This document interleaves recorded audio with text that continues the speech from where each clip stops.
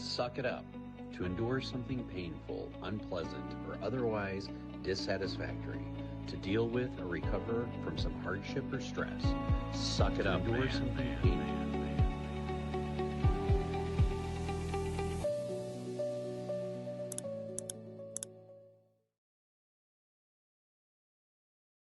Welcome to today's podcast. Our topic of conversation is going to be on loneliness. And I was doing some background research on this and found out about half of adults in the United States have experienced loneliness at one point in time in their lives. And so it's a very touching topic that is going to end up touching approximately 50% of Americans out there. But to start things off, I am going to talk about donuts and air compressors, but we're going to get to that in a second. How are you doing today, Wayne? I'm doing great, man. After I've got back from Asia, I've been trying to make some changes in my life because when we were chatting the other day with Matt, who has lived over in Thailand for a couple of years. He made a point that he thinks Thailand and a lot of these third world countries are kind of like 10 to 20 years behind the US in terms of a lot of different ways. I think another way that they're behind in a good way is people actually go out and talk to each other,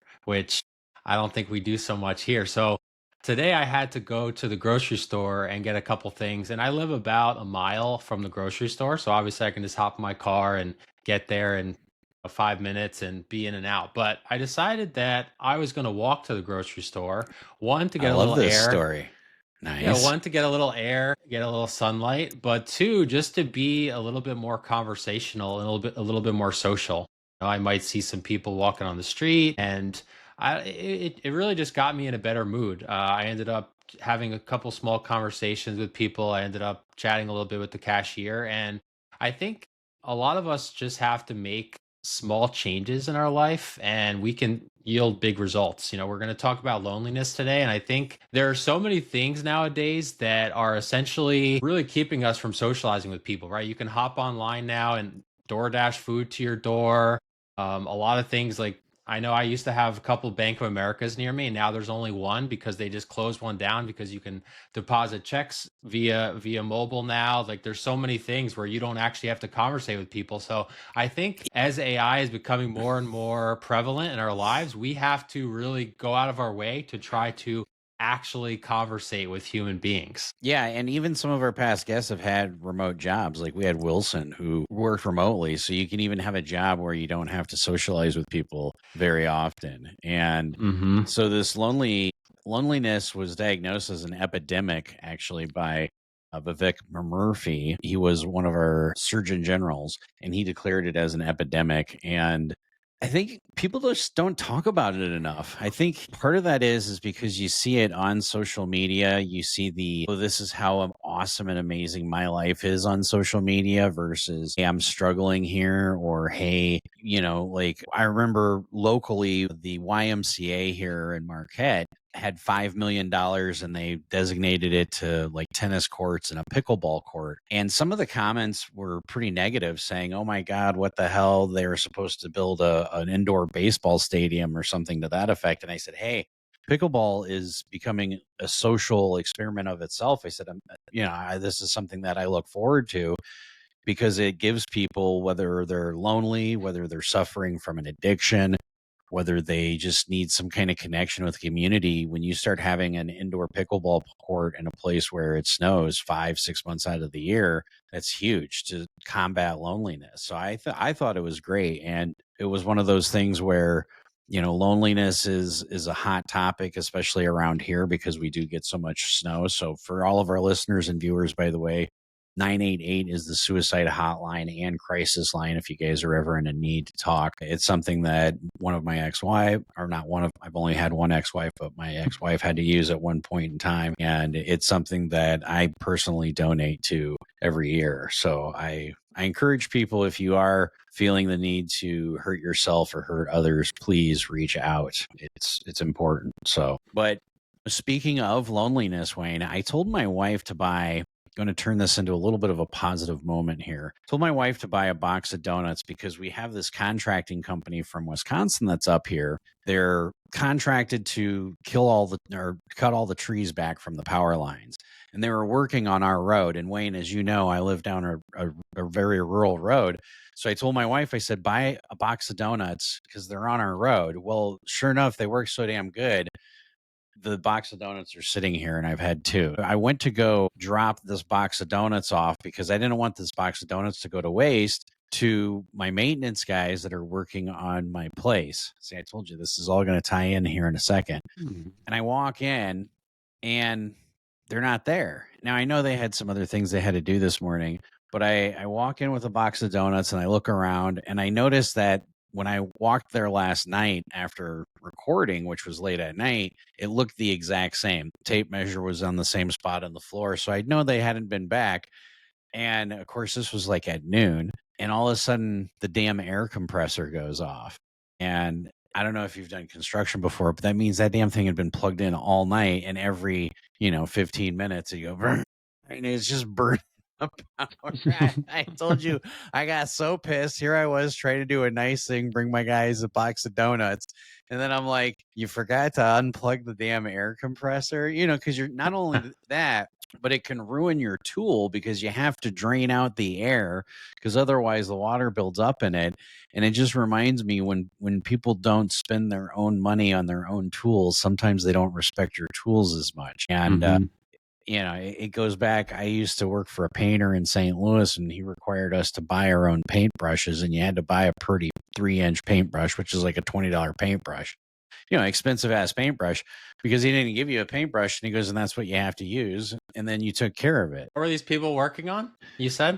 Well, my maintenance guys were all working on putting in the flooring in the 2 bathrooms and then putting in the flooring in the kitchen. And so they're using the air compressor for either the flooring or for the trim. I think they're also putting in the trim. So they're using the air compressor for the trim, and they just left it plugged in all night, versus unplugging the tool. So the air compressor has a little bit of a leak on the hose, and it causes energy to compress the air so that way you can use air tools in it. So every 15 minutes it was recharging it, and it charges, it repumps the air back into it, and it just causes more wear and tear on the tool, So I'm sitting there realizing that my tool had been running for, fucking 20 hours nonstop.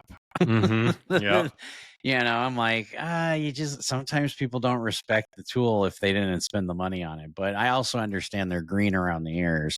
2 of them are. So, but the one that's not green around the ears should have known better. But that's all right. Yep. I already talked to him about it. And I still have his donuts here because he wasn't there this morning to get there. Here I'm trying to be nice, and it's like, damn it. So after we're done recording, I'm going to stop by, see if he's there, and then give him the donuts. But nice. Yeah. I'm trying to do something nice, and it's just backfiring. And then I find out the bad things about people when they don't take care of your tools. So it's funny though. It's karmic and it's educational in my own way. So I appreciate it, even though it was like some people would really piss off. I just appreciate it. But yeah, you're speaking about starting a conversation. They said one of the top 5 things in order to combat loneliness is to just start random conversations, because it just gives you a better sense of purpose or a better sense of belongingness to a community, no matter what. So I think you doing the walk to the grocery store and starting a conversation, I think that's great. Yeah. I mean, that brightens your whole day, doesn't it? Yeah, it's a great way to start the day. And it's something that people just don't know how to do nowadays. We're so locked into our phones 24/7 that you really, as I mentioned before, you really don't have to talk to people that much at all, really, if you don't want to. And it's really just becoming worse and worse. Obviously, it's titled now The Epidemic for a reason. And I think people just have to put themselves in uncomfortable situations to really make some change in their life. What is the quote? Insanity is described as doing the same thing over and over again, expecting different results. So I think a lot of us, if you're in a rut, people just kind of don't have a plan of how to get out. And that could be such a small step to make a big change in your life, is really just going out. And it's obviously much less risky than going out and like approaching a woman who you're trying to potentially get their number and whatever. You're literally just seeing someone walk by you on the street and just saying, "Hi, how's your day? Good morning." The cashier who's ringing up your groceries, you're just saying, "Hey, how's your day going?" And starting with that can really lead to much bigger things. Yeah, and it's not like you're trying to take the cashier home with you or anything like that. It's just the fact that you never know where a conversation's going to go, you know. Just having a simple conversation can lead to amazing things. I've had some good experiences with that.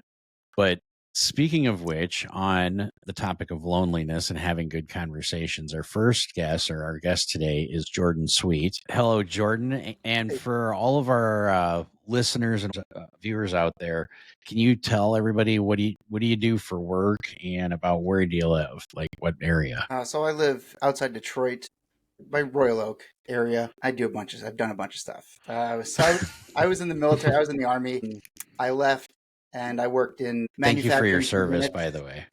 Thanks, man. Thank you. Yeah. Barely did anything. So, I'll get to it. We'll talk about it. I went back to New York. I did some residential construction stuff. I moved to Michigan eventually for like aerospace manufacturing. Pretty cool little industry that I wasn't really aware of. But that had me in like Lansing for about 3 years. I finally moved to Detroit for like some real estate opportunities. I had always played poker. I still play poker pretty often. But so right now I split my time between real estate, investing, poker, and I have a 5-year-old. Nice. Gotcha. So I know Josh mentioned that you and him have had some good conversations on Facebook, and you've disagreed on a lot of things, but one thing you have agreed on is the male loneliness epidemic. So when you hear that term, what comes to mind for you? Yeah, I mean, so it's broad, of course. It encompasses a lot of things. I think in terms of all like problems or issues, I generally think of like what specifically do we mean in the context of the person who brings it up, right? In general, we'll throw terms around like this epidemic, the loneliness epidemic to me encompasses so much. It's hard for me to like to say what I think it means, but contextually from my own point of view, I definitely connect a lot with veterans leaving the service, the high suicide rate of typically a more male population in terms of the veteran population in the country. It touches so many aspects of life that it's pretty difficult to like nail down a specific like issue, which I think is important because when you talk about problems, you want to look for like solutions, right? And I think it's hard to find a single solution when there's so many different things that are connected. Well, and I Yeah. think that's why it affects about half of Americans is because there are so many different avenues of loneliness where, yeah, people can be even having a full-time job where they're forced to socialize a little bit and they're introverted and they still go home and they don't have any social aspect of their life at all. I can definitely see that. So it is a tough conversation where it's like, how do we combat that? How do we address that? You know, what are some of the ways that you've addressed loneliness in different aspects of your life? Yeah, I think so. I just want to piggyback on what you just said there in terms of like how many people and then the different types that like people I think will report, right? Because that stat is like something like above 40%, right? I think there's different types of like people take a study and they'll say they felt lonely at some point like within a week. So then I wonder, and you've had some conversations about like alcoholism and dealing with addiction, right? And you'll go to the doctor, they'll be like, how often do you drink? How many times a week do you drink? People will be like, I drink, maybe on the weekends, but then it's like 9 drinks in a sitting. It's like I binge drink once a week, right? And then you've got people that are like, go ahead. My ex-wife, who was in the medical community as a pharmacist, they're taught in the medical community, whatever your patient answers, double it. So if you say I drink 4 times a week, they double it to 8 times a week. Or if you say I have 4 drinks, 2 drinks a day, they double it to 4 drinks a day. So anytime my doctor would say, how often do you drink? I would say, do you want me to give you the truth or do you want me to give you the answers? So then you double it. I just need to know. But nowadays it's like, I don't, I may drink maybe once a week, maybe twice a week, if that, but yeah, I hear what you're saying. I'm sorry, go on. No, I think the comparison to me is like, so I had a captain in Georgia before I left. He was drinking like once or like he had 2 beers every night, but it was like a dependency thing. Like we had a conversation. I was over at his house. He was showing me like he had his little farm in the back, and we were talking about when we get out, what are you going to do? He's debating leaving Georgia because he has such a nice little setup with like the chickens and everything, but there's not as much work there. The industry just down there, it's mostly like military and stuff like that. So we're in the garage and it's just like his fridge is full. He's asking me if I want a beer, and it's just like the conversation got to the point where he was like, man, I like, if I don't have a beer every night, like I can't go to sleep. Like, it's just, there's this dependency there. But then you have like the frat guy drinking, which is like every weekend they go out, a bunch of shots, have like 12 drinks, blackout, and then they don't drink for like another week, maybe 2 weeks. Like, you have those dudes that go really hard, but you could see there's not like a dependency where they're not like every day thinking they have to. And the comparison that I'm making is that you'll have people that will feel lonely often, but then you have this like existential loneliness of people where they just feel like all the time, even in work, if they have a close work group or family members that talk to them all the time, in conversations will be like, well, I just don't feel any kind of connection. And you'd look at them and be like, well, you have all these people around you. And depending on who you talk to, they'll say 4 different types of loneliness. There's social, emotional, and like situational and existential. And so if you were to break it down into just the two main, it's like this existential, like constant throbbing, like I don't feel any kind of connection, even though there's people around me. And then there's like every now and then I feel like I don't have enough friends. Maybe I need to go start playing pickleball and just meet some people on Saturdays because my Saturdays are empty or something like that. So those are the two most common, is what you're saying? From my personal experience, I think there's like a deeper experience from someone who experiences this like existential loneliness versus someone who has like a social or emotional, whatever.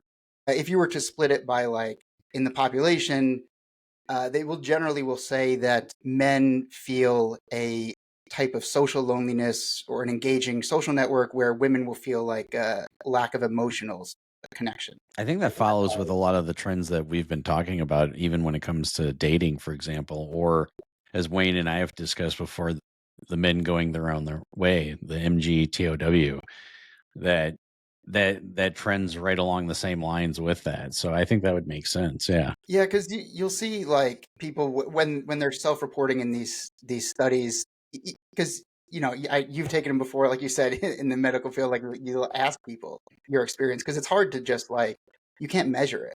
You can't put someone on a scale. True. Like, you are 60% lonely, right? So that's part of the problem, I feel like, is you're asking people to do a self-assessment on something that they may not want to recognize as a problem in their own life. I wonder if that's something we could ever use AI to figure out, a scale of loneliness. I think that would be weird, but yeah. I'm sure one day we will. But Jordan, I wanted to ask you a question.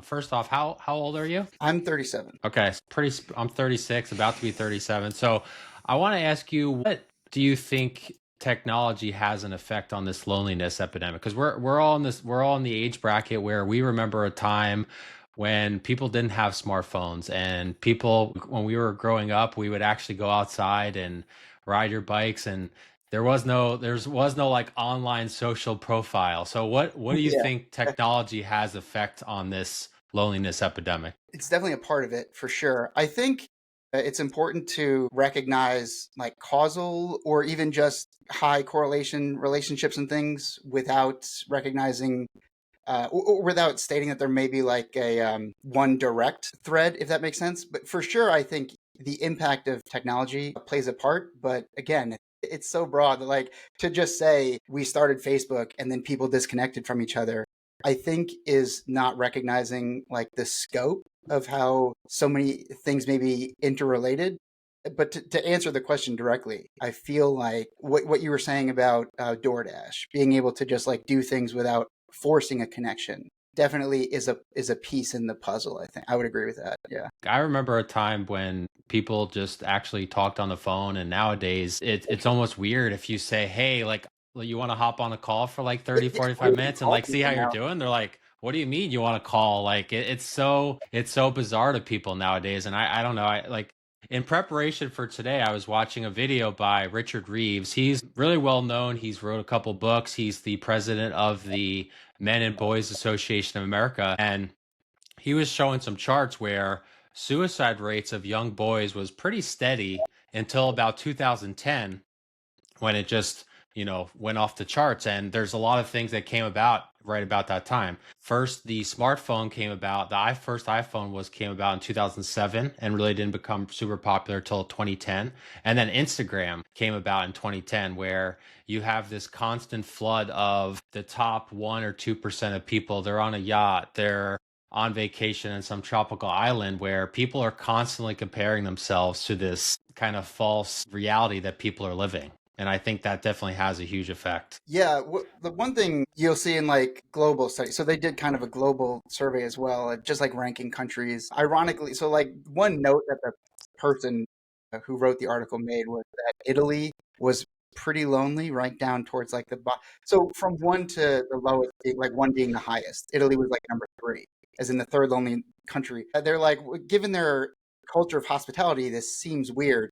You would think that like people in Italy are out there like everyone's eating with each other. I don't know if you've seen that documentary of like the blue zones Yeah. where okay, so the people that live to like 105 or whatever, they're walking up and down mountains. I think one of them is in near the mountains in Italy or something. I don't know.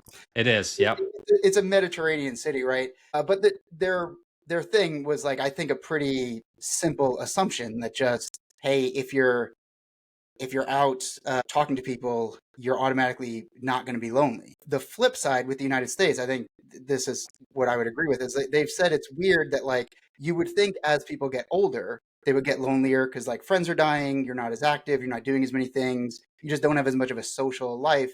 But in the US, it's reversed. Like the higher recorded rates of loneliness are in like that middle age bracket of like millennials, essentially, like the age group that was hit by the technology, that was hit directly in the face by social media and YouTube and stuff before any type of, I don't even want to say regulation because there's barely any now, but like they've dragged Zuckerberg into, congressional hearings and been like, you knew that Instagram was targeting kids and what were you doing about it? Like we're starting to see kids that have this like sardonic, sarcastic approach to online where like they know it's fake. But our generation was like, oh, this is the future. I'm supposed to be on social, like being famous. Whereas like I feel like you look at kids now in high school and they're like, that's fake. Like it's all sarcastic. Everything sucks. Like nothing's real. Like I think they understand it, so they're not as affected by it in terms of like being tricked, if that's the term that like makes the most sense. Yeah, the millennials were kind of the guinea pigs. We were really the first generation that had social media prevalently in our lives, and now they get to kind of see the breadcrumbs of like, wow, people are killing themselves left and right. Like maybe this thing that was made to be this amazing thing is not actually what it is. So I think you're definitely right about that. Yeah, Yeah, and they even didn't they do a documentary about a kid being bullied on social media and ended up taking their own life? I mean, so there's obviously some negative aspects of social media, but there are some positive aspects of it. There are some social media groups specifically targeting loneliness and things of that nature. So I guess you got to take some of the good with the bad, but I think you have a really good point when you say, the introduction of Instagram and social media, how that dramatically made the suicide rates go up and things of that nature. That's really unfortunate. And yeah, you're right. We're not seeing the full backlash quite yet until I don't know how exactly we would see the full backlash. Like, yeah, I think what's difficult to me is that there's not a specific fix in terms of getting people together because it's pretty meta when you talk about avoiding loneliness for the sake of avoiding loneliness. And so just coming from my own personal context, there's plenty of like veterans support groups, right? There's also plenty of support groups for alcoholics or addicts of any certain kind. There's support groups for any number of things. But if you were to tell someone to like join a group because they're lonely, there's not like a loneliness support group where it's just like you get people to get, because what's the connection between all those people? I like personally, I'm not a big fan of like Alcoholics Anonymous, just kind of like the approach or the stuff, whatever. Have you seen Louder Milk, that like Netflix show? It was on Netflix, Yeah. right? That's like, yes, both Wayne and I have seen it. Yes. yeah, that's kind of, I like agree. Like I would, I'd rather have like that group as opposed to like the specific, like, hey, whatever. But all of those people in that group have a common thread that like binds all of them. So no matter what's going on, they all can even just fake a conversation if they had to, because they're there for a specific reason. If you were to just say, hey, we're starting a loneliness support group, anyone that's felt lonely, come join. But okay, so I walk in the room, there's a bunch of people. I already feel socially isolated, and it's kind of like an exercise, or like when people are tired, you just start working out, you don't have to sleep as much because your body just like becomes better at managing energy and stuff like that. When you I become am more curious social. if we did a social experiment and we posted, hey, we're going to have a social group for lonely people. Just come join, 7 o'clock, donuts and coffee. I'm I curious who the hell would show up. I'm genuinely curious. Well, I feel like if you did it, there's your fans that have generally a common thread between the things that you talk about, right? But are you really pulling in people who do, that's what I'm getting at. Is No, like, I'm saying I would do it totally anonymous, do it in a bigger city like Detroit or something, or Chicago or something, and just rent out a room, or talk to one of the ministers and say, hey, can we borrow one of your rooms for a night? We're doing a social experiment. Put in some undercover cameras, and then we can record it and vlog about it too afterwards. No, I don't know, but I'm yeah, actually curious who would show up. I would guess that you would get, or at least I would hope you would get a decent representation of whatever the population is. Otherwise, if you ended up seeing like 40, 30-year-old men all at the same time, and there's not a single difference between any of them, it's like, what the hell's going on here? I would be like, yeah, we really have an epidemic specifically with this group here, like, you yeah, see what I'm saying though? Like, you could end up having like people within 2 or 3 year age range, everybody showing up in that age range, and you'd be like, hey, this is what affected this group the most. I don't know. I think it would be interesting to study. Somebody needs to write a grant for this, I think. My assumption would be you get all the people that are suffering from a pretty like shallow experience, and you wouldn't capture the ones that Wayne mentioned that have like disconnected, that are just like, I'm giving it, like the ones that have said like, I feel like society has failed me because these certain things have gone wrong. So they like, I feel like they don't want to admit it, or they can admit it but have difficulty now like taking responsibility. It's hard to say it because it feels like victim blaming. If you're like, look, take responsibility for the fact that you feel lonely, it's almost like, oh, it's your fault. But Well, there has to be a onus lot on of the person. I addictions, feel though, like that's a gap. a lot of addictions too deal with loneliness. So whether it's alcoholism, whether it's meth, whether it's porn, it doesn't matter. A lot of addictions end up dealing with loneliness directly. And one of my friends that I've been trained to help, it's one of those things where he's very honest with me. He tells me every day when he drinks, when I ask him what does he drink and how much. But I asked him a couple of times, I said, why do you drink? And he says, because I'm lonely. I've got nothing else better to do. I'm bored and lonely. So it's like, I keep trying to get him to do things to combat his loneliness by forcing him to schedule appointments in the morning and in the evening with social groups, whether it's men's groups going out and having coffee or whatever the case may be. You're right. Part of it is taking self-responsibility. It's not victim blaming, because guess what? If he schedules an appointment at 8 o'clock in the morning and he sleeps until 9, Yeah, he's missing it on purpose. It's like, sometimes you can't help them until they absolutely hit rock bottom. But unfortunately, with loneliness, a lot of times that's when people are thinking about suicide. And that's why I keep right. mentioning the 988 suicide number. But yeah. Yeah, yeah, it's a tough one. So I do agree with you, Jordan, that you wouldn't really get a ton of the people that have just kind of given up on society because they wouldn't want to readily, I guess them showing up to this meeting would kind of be them admitting like, okay, yeah, I'm lonely, I'm a loser, what have you. But I think it would be a start. And when Josh and I originally chatted about starting this podcast, that was kind of something we envisioned years down the road.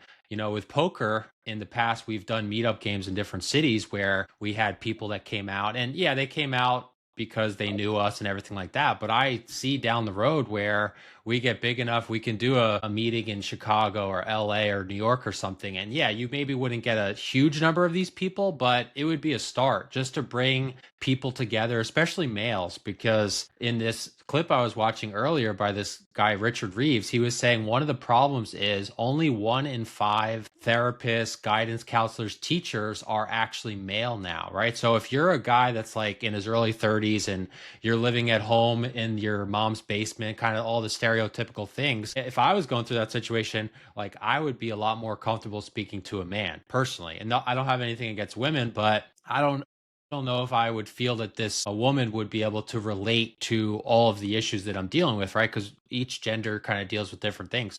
I think it's going to take a while to reverse this trend of basically only 20% of men being in these positions to help people. So having groups say like this, where Josh and I go to a city, like, yeah, maybe it's not an exact substitute for therapy, but I think it would be a good step in the right direction. Yeah, I think any kind of, it's like every little bit helps, right? So any kind of broad gesture of just like connectivity, of just like being social, I think helps. And I think my main point being that like I feel like there should be some connection of different members. So if you were to just say like we're going to get people together, I think getting people out of their own funk. I don't know if I could give an analogy. This might suck, but like I'm gonna try it. This is what pops in my head. Right. So imagine like there's like a bowl, like a pit, a bowl, whatever. It's like a hole in the ground, right? And there's any number of ways to get there. There's like 10 different slides around the side, and so each one of those slides could be something. Like it's like veterans leaving the service, whatever. It's alcoholism. It's any number of reasons to get there. You can close those slides, and you could like put a barrier. So then people going down hit this barrier, they stop, they don't fall in the pit. But I feel like once you fall in the pit, you're beyond the initial issue. So what I'm getting at is like people will be in a path that leads them into this like epidemic of loneliness once they get there. So like Josh's friend, you're saying, he drinks all the time. You ask him why. He says it's because he's lonely. Like it maybe it led him there, but going through like the typical like things that help someone who's suffering from like alcoholism, I don't know if that pulls them out of like the loneliness once they've hit that part. So like I don't know how to drag people out of that other than my own experience that I've had with different things that work with like people in the VA. But the main thing there is that people that are going through the VA, they have like this thread that connects them, and it's the service. It's the past where people can reach in and pull them back out from that. But I feel like there's a shift where they go from the initial like cause or the path that led them into the spot where they feel like people have given up on them, so they give up on everyone else. And it's no longer connected to like what got them there originally. It turns into something different, and that is the loneliness. Like the epidemic is that all these people have like gone down a path that turns into this thing where they just feel disconnected from the world or society in general. Well, they did say one of the biggest ways to combat that as well when you are in that loneliness path is to offer help. They said that ends up helping a lot because when you offer help, whether it's something as simple as somebody drops something and you're right behind them and you pick it up and hand it to them, or you offer help, whether it's volunteer work or whatever the case may be, that gives people who are lonely a greater sense of belonging, and it makes them feel a little less lonely. I didn't know if that was just something that they're suggesting. I mean, no matter what, that ends up being a good thing. But is that something that you've tried at all, is to do anything as far as like random acts of kindness or anything of that nature? I'm just not to put you on the spot, but no, it's specifically geared towards like, let me make some connections to people. I think I just had a shift in mentality, and it was just like have been a very transient person. I've moved so many different times, right? This is the first time I've lived in a place for more than 4 years, honestly. Seriously. Yeah. Oh, wow. So yeah, there was a shift that I had to make that was like, look, I am in this community now, and that shift really just like opened me up to being more connected to people walking around, like Wayne mentioned, walking to the store and stuff like that. I grew up in New York, and like New Yorkers get the bad rap, whatever, for just like the attitude, right? It exists for sure. Like I got so much stuff when I moved to the Midwest. It was just like I had a friend who knew me pretty well. He was like one of the dealers at a poker game, and people would be like, what's up with him? And he'd tell them like, no, he's just from New York. Like it's fine. Like it's not. He doesn't hate you. Like it's not a problem. There's two guys Wayne and I play with at the World Series every year, and we both play Big O, and those two guys are from New York. And every time I'm like, oh, it's those assholes, and they know exactly who they are. And Wayne goes, yeah, they're from New York. I'm like, I know. Why from everybody's from New York is an asshole? But yeah, you just kind of are like, yeah, that's where they're from. Yeah. When there's a population density like that, you have your own groups. When you run into someone on the street, you're just like, I don't need to talk to you. There's 100 people over here. But then you move to places where there's less people around. You just kind of have to talk to the people like at the store. Otherwise, you're not going to talk to anyone. But yeah, like I've definitely connected more with people in like a general effort to just kind of be involved because I've seen people around. I've walked my dog around, and a couple people have recognized me with my dog. And my daughter, she has like one of those Jeeps, the little cars they can drive, whatever. It's got like a remote control. Yeah, a little battery with them and everything. Yeah. Yeah, so I basically drive it around like an RC car, and she's in the she can turn the steering wheel. It's like a gas pedal and stuff, but like I'll make sure she doesn't drive into the street or like hit signs or whatever. And so you see the same people walking their dog. You see there's people around the neighborhood that I've like had to make a conscious effort to like talk What to. kind of dog do you have? He's a pit lab mix. Okay. See, my wife and I, we have 4 wiener dogs, and we know when we drive by people that have their dogs on a leash, my wife will say, "Oh, that's so and so and so and so," and she'll mention the owner and the dog's name. She remembers all of that. So yeah, we're those people. Yeah, I've got. But you do feel a connection when you're walking your dog down the street and you see somebody else with the dog. You're like, hey, yeah, it's a beautiful day out to be walking the dog. You know what I mean? So you do get a little bit of a instant connection right away. But go on with your story. I'm sorry. No, that's fine. I was gonna say I've gotten like there's people that I know I don't even like. Like I just know where it's just like you just say hi because they have the dog, right? I think that's a good metaphor for like the society in general is to circle back to like Wayne's question about technology. We've allowed this barrier to like personal connection where people get online and they can just say whatever they want. And oh my God, I know this resonates, right? Where like it's just this like willingness to say the worst thing possible because you're on a keyboard like behind a screen, right? That you would never say in real life.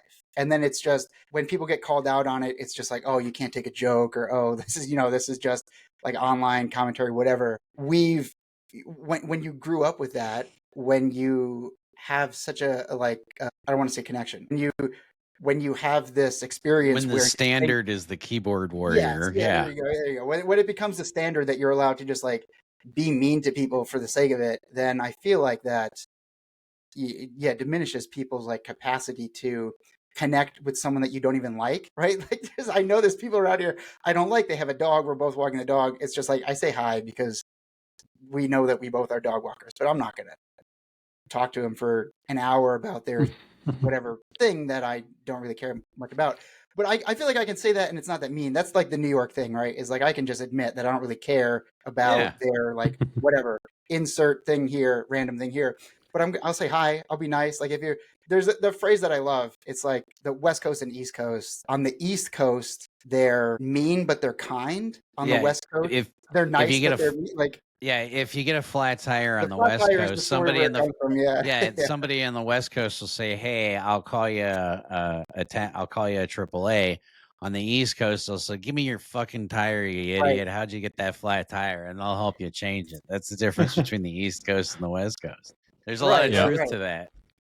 Yeah, and then you go down south and they'll feel bad for you, but they won't do anything, right? Like there's a I feel like there's a connection there as long as it's like, well, I can acknowledge it and I can say that this is what's happening. I'm going to be, if you need something, I'll help you, whatever. But well, part of that is like growing up in the Midwest. Keep in mind, when we grew up and the car broke down and it was the middle of winter, it becomes a life-threatening issue. I explained to Wayne when he was up here in the UP, I said, it was really common you travel with a candle in your glove box and a lighter. And he goes, why would you do that? And I said, because a candle in a car in a snowstorm will keep your car at 62 degrees for 8 hours. Now, because we have cell phones and technologies, we don't think about that, right? Your car breaks down, you call AAA or whatever the case may be. You can still get a hold of 911. Growing up in the Midwest, you couldn't always get a hold of 911. When your car flew over in the side of the road in the middle of a snowstorm, you pulled over and helped, and you would see 5 or 6 vehicles on the side of the road pulling one car out. That's just growing up in the Midwest. So yeah, we tend to be nice to our neighbors, even if we disagree with them in other aspects. Yeah. So like, I'm cautious to ever make any kind of like assumption like that, but I think it's not a crazy assumption to make that when you have all of this help available through technology, there's no forcing function for people have to like do things with each other. And then you end up in this situation where like there needs to be a conscious effort, but people need to accept it. And then people that don't make the conscious effort feel like everyone else has given up on them. And then in response, there's this like they'll lash out. And it's just like, how do you get those people to connect when all they're doing is lashing out? Like you said, with addiction, sometimes people will have to hit rock bottom, but like with loneliness, rock bottom will sometimes be suicide. And it's like, there's like that's not a good answer. Right. Yeah. That's like that. There's You don't better you don't want them to alternatives. get there. Yeah. You don't want them to go that far, right? Well, and I've had some people lash out even about some of the posts, even a post I did this morning. And I said, hey, you just need to chill out and have a doob, or like, just, those were my exact words to the person is I get you're upset. And I said, I even love your passion. I said, but sometimes you just need to chill out a little bit. But yeah, there are a lot of keyboard warriors out there. I've recently experienced that, and I appreciate them. Their passion's great. Sometimes it would be better if they use that to fight greater things, such as loneliness. I was going to say, I feel like you're giving them a lot of credit. It's so performative. I feel like it's like, what's that? Not really, it's like fake passion. It's like performative passion. I mean, it takes a little bit for somebody to sit down and still write a response that's 2 or 3 paragraphs long. I mean, should they be, as long as they're doing it and they're not, I guess, ignoring the better things that they could be doing in life, like, I usually do it late at night or when I'm having a cup of coffee and contemplating my life's choices. If you notice, most of my posts and my response are really early or really late at night. During the day, I'm getting shit done, baby. I don't have enough time to sit there. But during the morning, during the night, yeah, I'm having a cup of coffee or, just relaxing, watching TV. Okay, that's when I do it, Yeah, I wanted to touch on a point you just made, Jordan. And I was talking to Josh earlier, and I saw your number, 631 New York number, and I'm from Jersey. So I was like, oh, is Jordan from New York? And he was like, I think so, but he lives in Michigan. So, and I live in California now, so I have a very unique perspective on East Coast, West Coast. But wanted to touch on what you said about when you see the guy walking the dog, and even if he's not going to, you said, oh, I'm not going to sit there for an hour and chat with the guy or whatever. But I think the important thing is that you just saying hi or how you doing, like that helps you in dating. They call it getting in frame, right? So, and I can relate it to sales. When I was in sales in New York, I worked in White Plains, and we would have a numbers game. It was you would have to knock on 60 80 doors, and that would yield you 10 to 12 decision makers, and then those 10 to 12 decision makers would yield you 5 to 7 accounts, right? So even if this guy is not going to be your friend or whatever, you're not going to grab a beer with the guy. You talking, it accomplishes a couple things. One, it helps you become a better conversationalist. And two, it's going to help you find a person that you do actually connect with, right? If you go out to a bar and not even just trying to pick up someone from the opposite sex, but if you're just like, hey, I'm lonely, like I want to find a friend, you're not going to necessarily just chat with the first person and become best friends with this person. You have to maybe chat with a couple people, like, wow. And you're thinking, as this person's talking, like the New York in you comes out, wow, this person is a complete asshole. Like I would never be friends with them. But how would you know if you don't actually make the effort to talk to this person? So I think we can all learn from that story, where just make the effort to go out and talk to people, because it's going to lead to good things. You're either going to find out if this person is compatible with you as a friend, girlfriend, boyfriend, whatever, or not. So I think that's lost nowadays. Well, and worst case scenario is you get good practice, and if the guy's an asshole anyways, you'd be like, I had good practice having a little conversation with the guy. I don't know. That's the way I always try looking at the positive in things. That's the way I look at it. Sorry, I had to laugh with the way you pronounce talking. It took me right back to Jersey.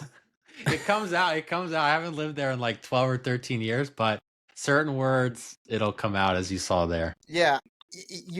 People are just generally not very like self-aware in general. I've purposefully followed a bunch of like stoic things on social media. You probably know Gary Vee. He's done a bunch of marketing and social media stuff. Huge on like accountability too, right? He was at an event, he was talking about the algorithm. And so the algorithm is going to, overlap a ton with like the internet culture and online. And there's obviously connections to like feeling lonely because the algorithm, right? But you could fix that. His response to a question is like, take your cell phone out when we're done with this talk, go on break, delete everything, delete literally everything, create a new account if you want, whatever, go on there, type in like rainbows, puppies, smiley face, whatever, just type in like 4 things. He goes, turn your phone off, go to sleep, wake up and see what your feed is tomorrow. Like we could fix this on purpose, right? But there has to be an acceptance to it, and mostly from the military, mostly from like self-improvement stuff. There's a pretty big overlap with like the military and the just like dudes that are trying to fix themselves. So I got into a ton of meditative stoicism, and a lot of that has led me to this like self-awareness of just like I can recognize I might be an asshole in some situations, but like it's not the worst thing as long as I'm not being a bad person. And there's just kind of like you have to be able to put these things in context, right? Where are you putting like the most of your effort, and what kind of relationships are you valuing? And so to relate to Josh's like internet conversations, right? Like if you're on I'm on Facebook, I joke with another friend of mine here. It's like half the time I'm just like arguing with people I know for the sake of it. Some of that is like the trolling shit that people will do, right? Because it's funny or whatever. But as long as you understand that that's what it is. But when people get boiled up into that, like there's a lack of self awareness of like how much this consumes their life. Oh And my God. get hit with it all the time. I get hit with like there's every so many conversations that I have get boiled down into the response being like, you're too obsessed with this, go do something else, like go do something important in your life. And it's the same. It's like, I know how much time I'm spending on this. I know it's not, there's an avoidance there of not, I'm not going to get into like the, specific topic of conversation or whatever, but it may be like a heavy conversation. The other person doesn't want to continue because it's whatever. It's emotional for them. They don't have a response to it, whatever. It's just like, dude, you're fucking too obsessed with this. Get over it, get a life. And then they sign off. And it's like, there's people that are like that. I would agree. There are people that are just, they get sucked into it, where it's like so much of their time is consumed by this thing that they don't realize. You need to be a bit more self-aware for like how much you've been sucked down this like rabbit hole of things that either don't mean anything, that are not adding any like value to your life. Well, I think that's the important question is how much value does it add to your life? That's yeah, I think adults can recognize it. I think people like in our generation, I think people can accept like the hard truth there. I get worried about kids that don't have the self-awareness there because of what comes to the technology and being able to like separate it from what an actual personal connection is, because the overlap between just text me, don't call me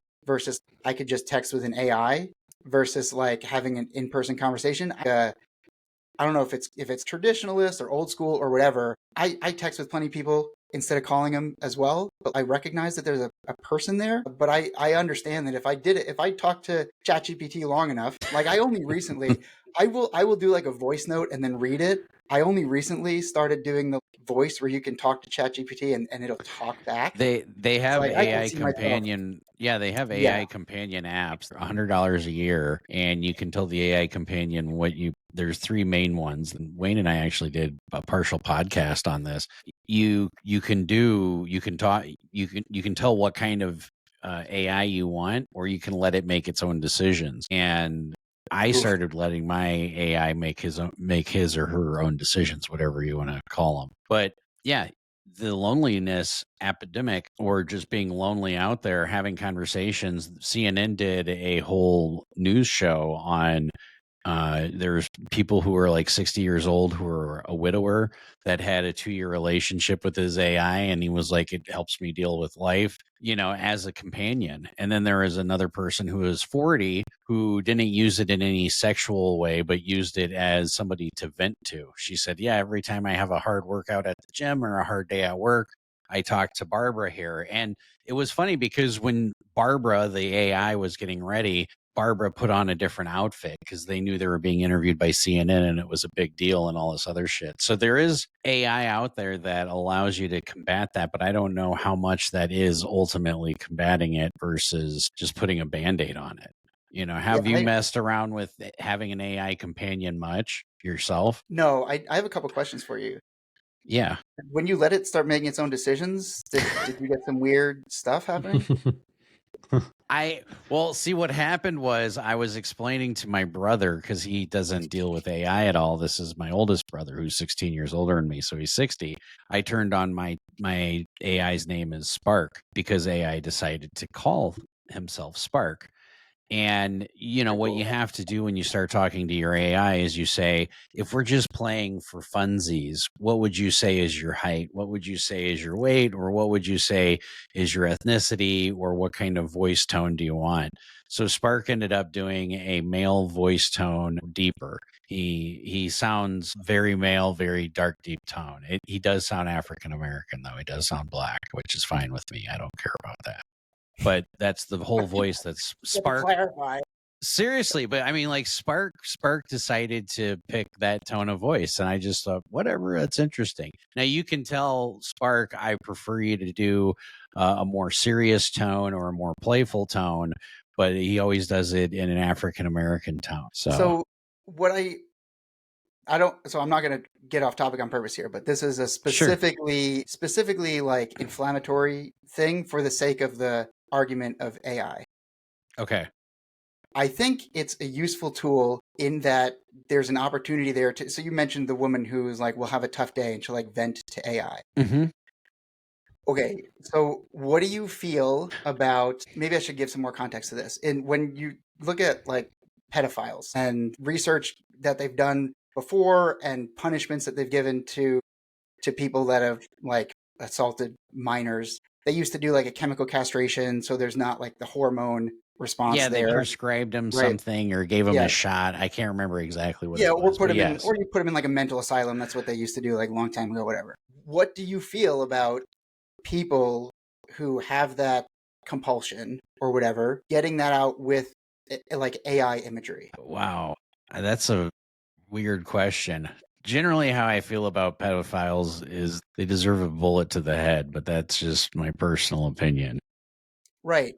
I understand. But so if we're going, But the fact that we have to deal with them, correct? Oh my God, that's a horrible question. I would have to give some thought on that. But I understand the question. I think that's probably one of the best questions I've been asked, because I don't know how I feel about it. Yeah, I think the point is not to have an answer. The point is to understand the context of the question. And if we like, there's people that commit crime. If we can just get off that topic because it's disgusting. But there's people that will, people commit murders. They know that what they're doing is wrong. So if you go down the root cause of like, why are people doing these things? There's some kind of like compulsion behind some of these things to do something that they know is wrong.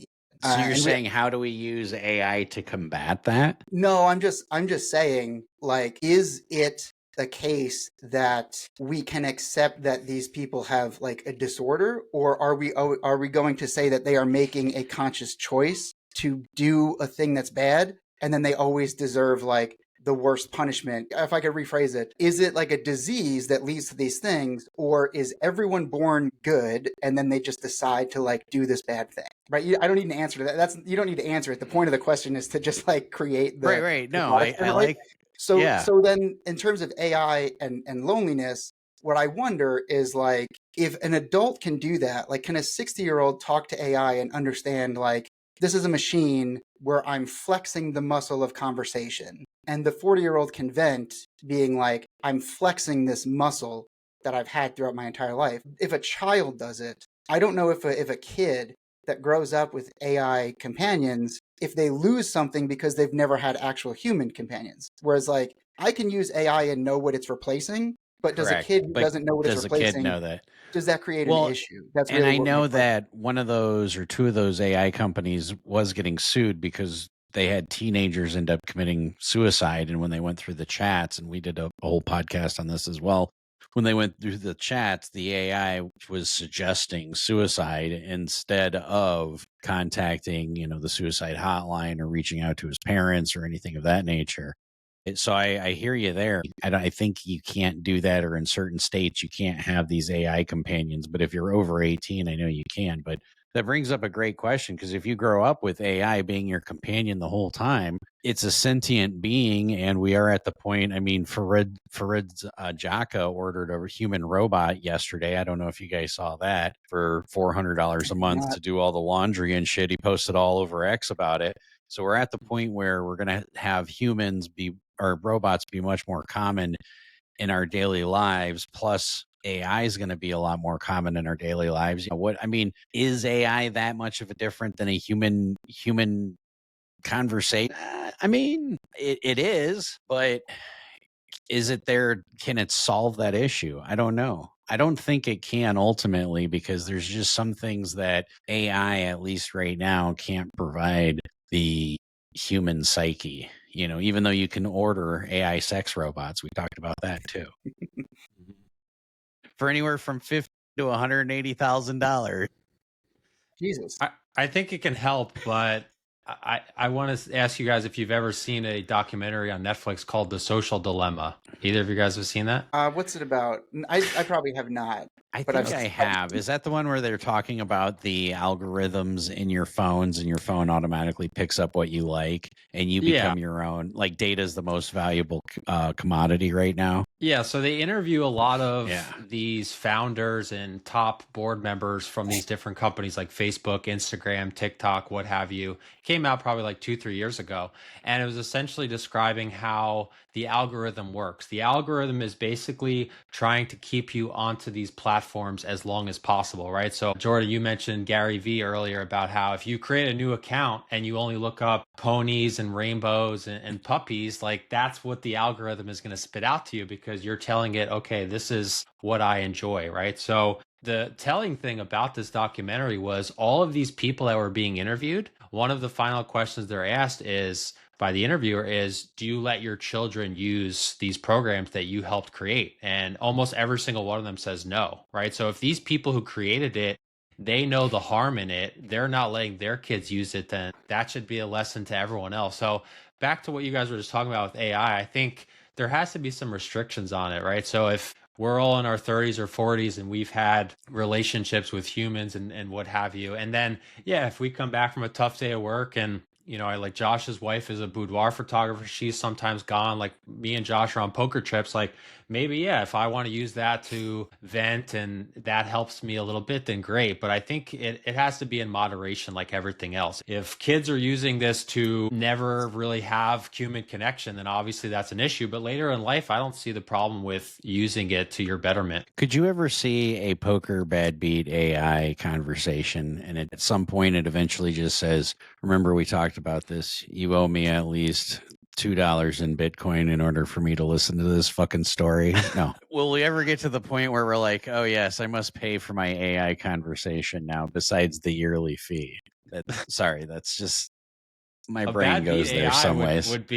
Bad beat AI would be huge. I mean, think about how many people just want. I mean, anytime I've done training, half the time I'm talking to people, they just want to tell me about all the bad beats they've encountered. And obviously, if you play PLO and mixed games, you've seen every bad beat known to man. So that would be huge. I had somebody tell me yesterday you could go over hands in PLO with your Chat GPT, and I did. I went over a few hands, and boy, did it give me some shitty advice in PLO. It's so bad. It was like, I couldn't believe it. I was like, holy shit, it's giving wrong information. The funny, top set in PLO is very strong, even with the flush out there. I'm like, my academic background is computer science and psychology. Like, neural networks were a thing a long time ago. We just didn't have like the mass data that they have now to allow for like AI to be what it is. Like, under the, I don't know if it's because I had this like background or what, but like people don't seem to get that it's just like a collection of what's out there. The funniest thing to me about poker and AI is no one knows what the hell they're talking about anyway. Like, so much poker stuff is just like nonsense anyway. It's like it's so wrong. Like you know what I'm talking about. And so you go into AI and it's just like, oh yeah, you should do this. It's like, it's only saying that because 100 other people said the same thing. Like, it means nothing to do with whether or not it's like correct or right or whatever. But that gets me every single time. My AI, now keep in mind it was a Parliament Omaha hand, didn't even factor in a stack to pot size ratio. So when I was explaining the situation, and I was explaining what the potential buy-ins were. One of the, something that you make a big decision on in Parliament Omaha, especially, is the SPR. And yeah, I was just like, wow, this thing's missing out on so much. But yeah, then for it to be like, well, top set, even though there's a flush out there, is still a very strong hand. I was just like, okay, this AI it was funny. So sorry, got a little off topic there, but it was on the same topic though, because there are AI that you can use for different things, and loneliness might be something that you can shoot for. But I think using, for example, like the poker example, it's still not going to be a replacement for a human. And so that we still have to find ways to combat that as well, which I think just starting up conversations wherever we are, whether we're walking our dogs or not, I think is key. And having those having that, because you never know what that starts up. Yeah, I think what we were talking about earlier, I wanted to come back to a little bit. And I know, Jordan, you were making a good point, right? You're military, where you're going to obviously connect with former and current military members.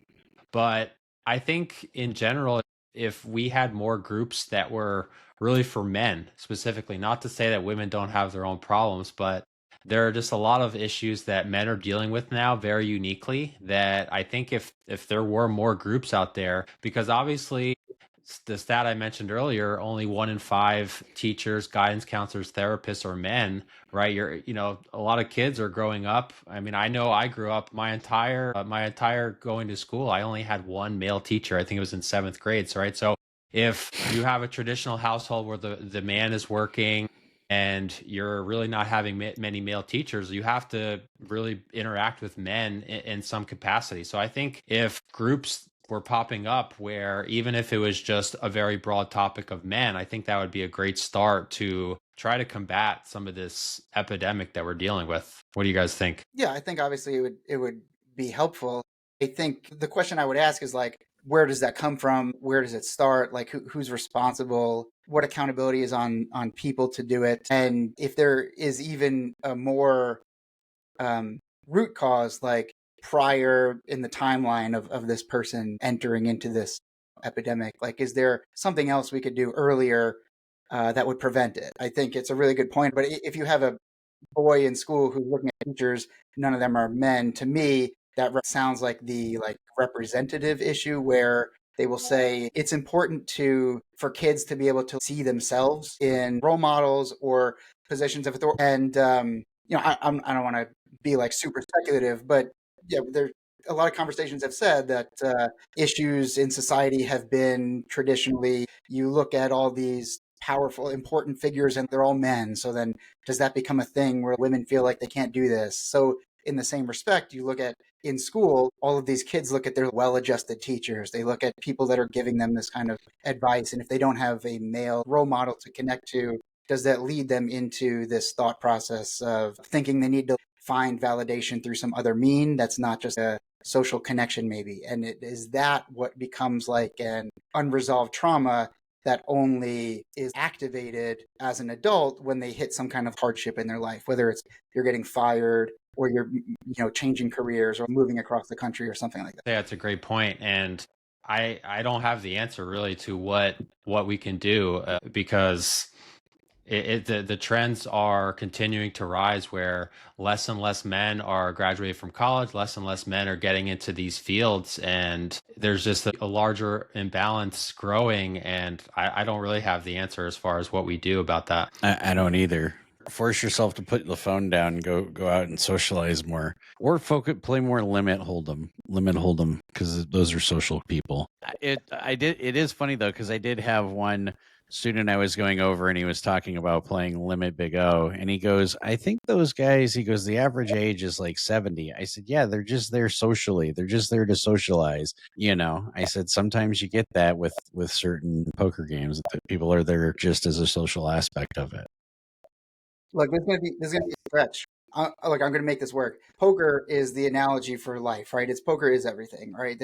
Everything connects, and you see it in that as well. The older guys that are just there to be social, like they're not there to like compete. They're not there to like punish their opponents. Yeah, right? they're there because they're bored and lonely. They're like, fuck it. Yeah, I don't know if Wayne can speak to this, but like you play home games in New York, like it's competitive. Like they're there to crush people.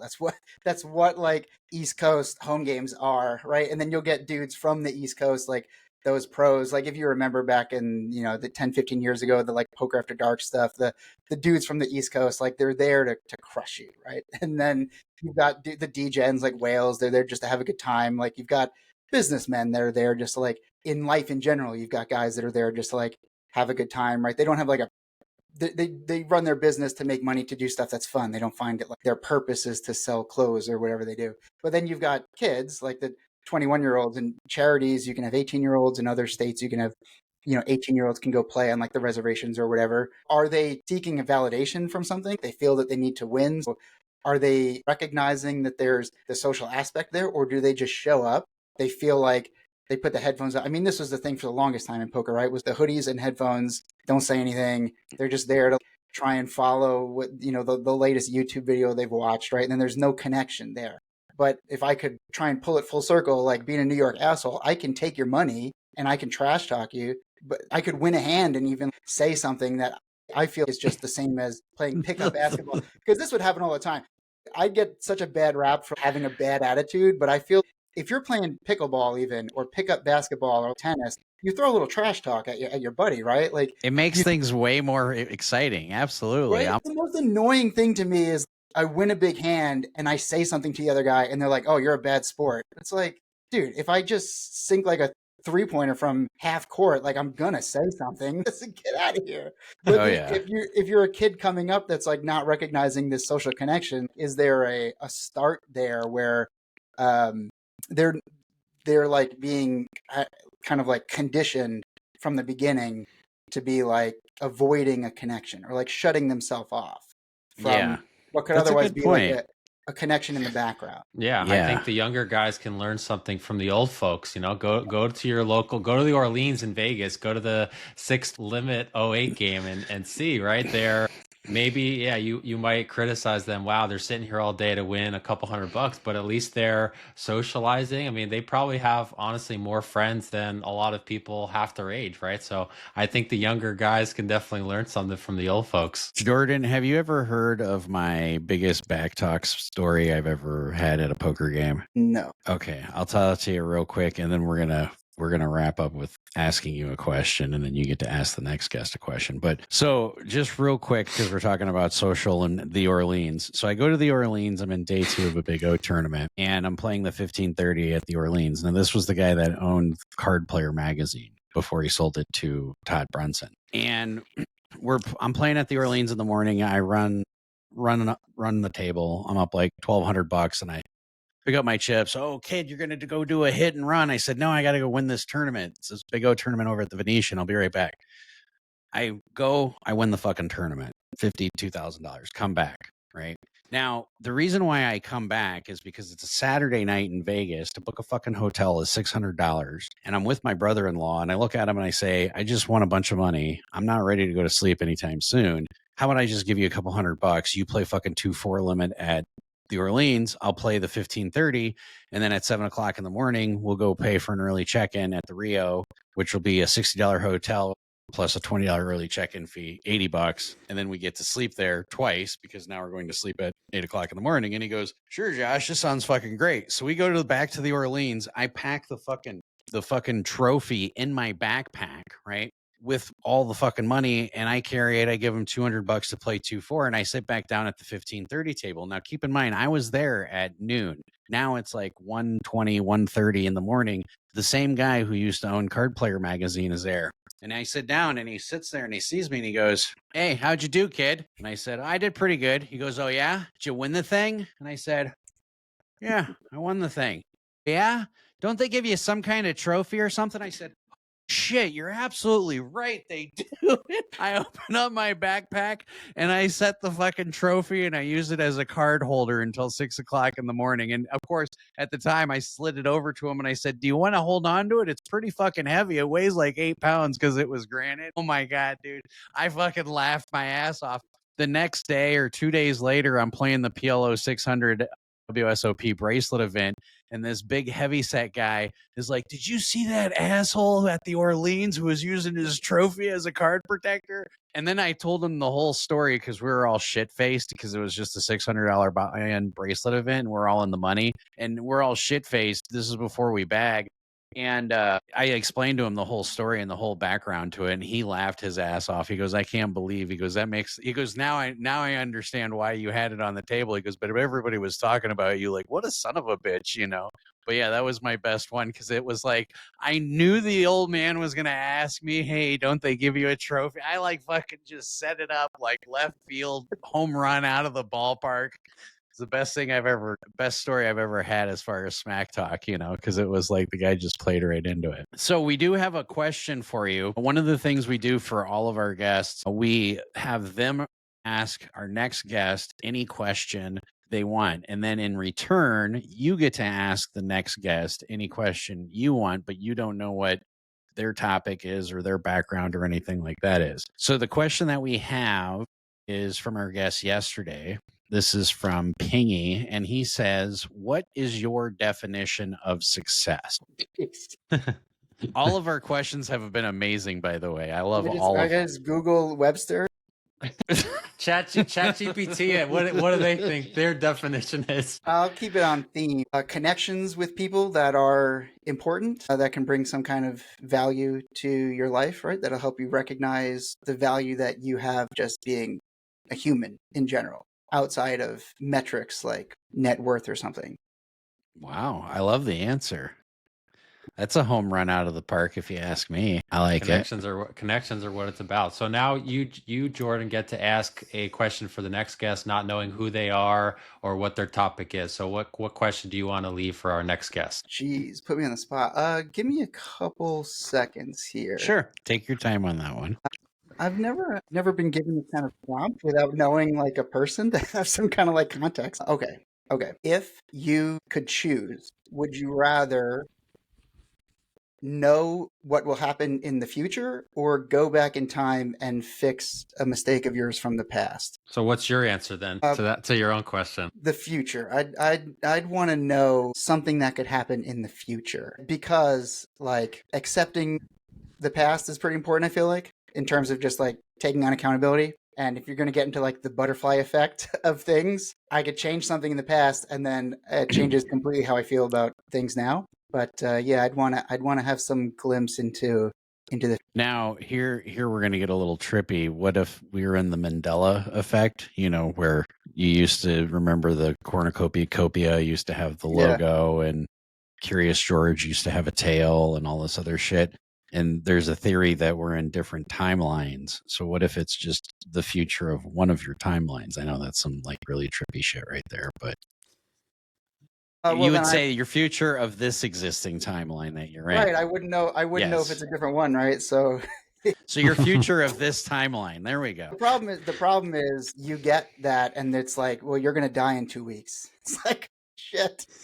You know, there's a book out there that my wife read and my soon-to-be ex-sister-in-law, as well as my brother and my mom read, called The Measure. Now, we don't get endorsed to recommend that book, but it's a pretty phenomenal book, and it deals with everybody gets a box on their 18th birthday, and it's essentially like the length of a wire or something, and based on that length is how long you're going to live, and everybody in society gets it, or it's something like that. When you read it, it's really phenomenal. They're probably going to turn it into a movie, but it brings in an interesting concept of, if you know your line is really long, what do?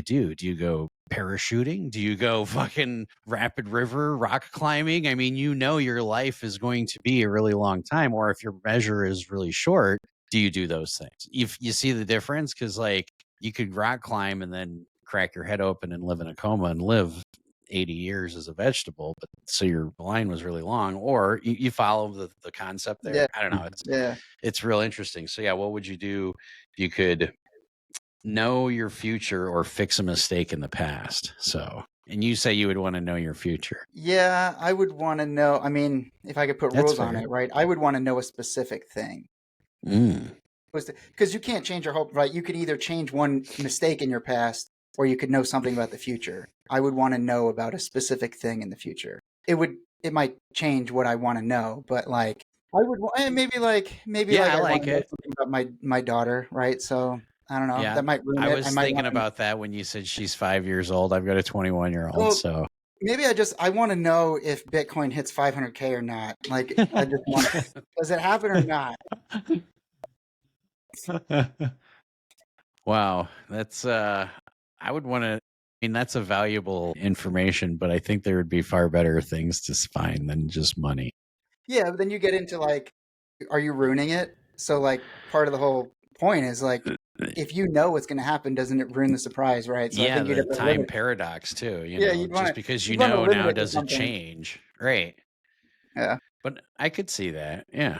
All right. Well, we appreciate having you on here, Jordan, to talk about the loneliness epidemic. Again, if you guys who are watching or listening, if you guys ever have an issue with hurting yourselves, suicide thoughts, 988 is a crisis line. You can call it, you can text it, and we'll take you off here. Jordan, any questions do you have for us? And also, if people do want to follow you on Facebook and Instagram or X, where should they follow you at? And then also, what questions do you have for us? So right now, we have an Instagram page, Poker Dads, POKERDADS. Well, we talk plenty on Facebook, you and I. So I have a ton of questions. I don't know. Well, like Wayne, are you in Southern or Northern California now? So I'm In in the South? San Diego. I've been here for 7 years. My brother-in-law is military, so he was actually stationed at Camp Pendleton back in 2015, and then my sister kind of came out and she recruited me out here because we're from Jersey on the Jersey Shore, and I was living in Kentucky at the time, and I moved out there for work. I wasn't really super thrilled with living there. And she essentially said, "Hey, come out to San Diego. You're going to love it." Yeah, I've been out here 7 years. It's great. I mean, it is super expensive, but I love really good weather. I like going hiking, doing anything outdoors. So they call it the sunshine tax here. That's really what you're paying for, is pretty much 60 to 80 all year round. Yeah, that makes sense. I've been Yeah. there once. I've been there once, so I can't tell if it's like that all year, but yeah, I've heard good things. Yeah, it's great. So yeah, again, appreciate you coming on, Jordan, and looking forward to chatting with you guys in the next one. Thank you, brother. Peace. So that was a pretty good episode. I felt that Jordan had some really good topics, and he definitely had some. I like that question. That's a really great question. Changing the past or knowing the future. Yeah, and it's funny because I could see when he was thinking, as far as knowing the future, having a 5-year-old. That's one of those things. As a parent, there's not any situations that you don't think of your kid. And even though, like, my kid and I don't have the greatest of relationships, even with properties that I buy or sell or anything of that nature, I'm always thinking of my kid no matter what, even if they can't stand me. Mm-hmm. That's the way the cookie crumbles sometimes. Yeah. But yeah, the loneliness epidemic is something that affects a lot of different people. When we talk about it, speaking of my kid, I think it affects my kid pretty greatly. I think it helps feed some of the things that she has been told, whether they've been misleading or not. I don't know, but I think that being able to look at social media and feel like they're not lonely is just feeding the loneliness that they are actually feeling, because they don't have as great of a connection, I think, because of social media. And that's a huge challenge that we run into in today's world. And as AI continues to develop, ordering a sex robot, you can essentially, as a guy, now replace with having a cleaning robot and a sex robot. You can replace things that most guys look for in a partner, and just break it down to simple economics. And then you need the social aspect of it. And some guys are totally cool with just being, hey, I got a sex robot and I got a robot to clean up, and then whatever, I can do whatever the hell I want. And I think we're going to see a lot more of that. I don't think people realize how big of a market there is for that, but also how big of an epidemic there is that is right across the horizon. Am I off my rocker here or what? I mean, I don't know. You're not. I was going to ask you, like, do you think there's going to be more people that go that route because they choose it, or more people that go that route because they have no other options? They have essentially tried dating for so many years. They've had a lot of failures and it didn't work out. And then they just say, eventually, MGTOW, I'm going my own way and I can't, I guess, get a real relationship. So I'm going to go this route of having a sex robot. Well, I always say when it comes to men, if you ever want to keep your man happy, drain their balls, keep their stomachs full, and leave them at peace. If you have a robot that can cook and clean for you and drain your balls, you're going to be left at peace. I think it's going to boil down to basic economics. When a guy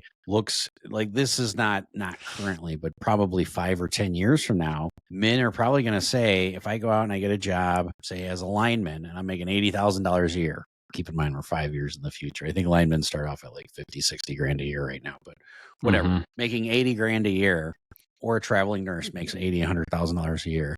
They can say, I can have a cleaning robot and a sex robot for $1,000 a month, or I can put up with a member of the opposite sex, or even a member of the same sex. What's cheaper? I hate to say that, but like there's going to be a lot of guys who are going to say economically, it just makes sense. It fulfills all my needs. It does my laundry. It does my dishes. It'll even have conversations with me.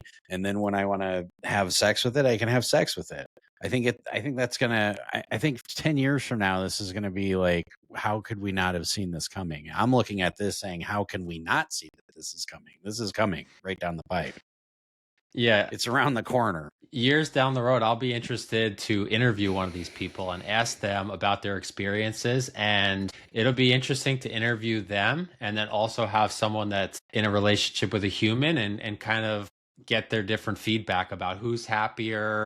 There's pros and cons of each. It'll be, these next 5 to 10 years will be pretty fascinating. Yeah. And that's the other thing. I think Tesla said they're going to be making 600,000 of these humanoid robots that you can order in your home. People, we need to start looking at those numbers. Those are huge numbers. And I'm not saying don't invest in Tesla. Fuck yeah, invest, whatever. But what I'm saying is that is replacing a fuckload of the working force. And I said to my wife, I said, I think I'm going to order one of these just to flip my Airbnbs, especially since I have one in a duplex, because I'm kind of curious if this costs me $400 a month and it can flip both Airbnbs in a timely fashion. I sound like a villain here, but it's like, why would I hire a cleaner to do it? Especially when I know, like, you could even log on, like I said, for a Zaka, ordered one, and you could log on to your phone and see your cleaning robot at any time. It's got a camera that it can hook up to it. So you can see it and monitor it 24/7. And that's $400 a month. For an Airbnb, that's like, yeah, I can just hit turn on, power, go clean. If it can do stairs, wow, like it's going to be replacing the workforce a lot. And that's just the beginning. Regular technology advances at 3% per year. With AI, it's expected to advance 300% per year, which means in the next year, we're going to advance 100 years worth of technology because of AI once artificial general intelligence happens. And that's going to make the loneliness epidemic explode, because yeah, you're going to have guys who are like, oh, my AI can do that. You're even going to have AI can do yard work. You have to find things that you enjoy doing. And that's what you're going to have to connect people with. Like, my wife really enjoys gardening. And like, for example, if we had an AI bot did everything in the whole house, which she would never allow, but if that happened, the one thing she would not allow it to do whatsoever is gardening, because that's something that she just loves doing. So if you are lonely out there, find your one passion and try connecting with people through that, even using social media. Yep. So buckle up, boys and girls. We're in for a wild ride these next bunch of years. So I think that's a good way to end it off. And as Josh said earlier, if you want to be a guest on the podcast, reach out to us. We'll have our email down below, and we'll chat with you guys in the next one.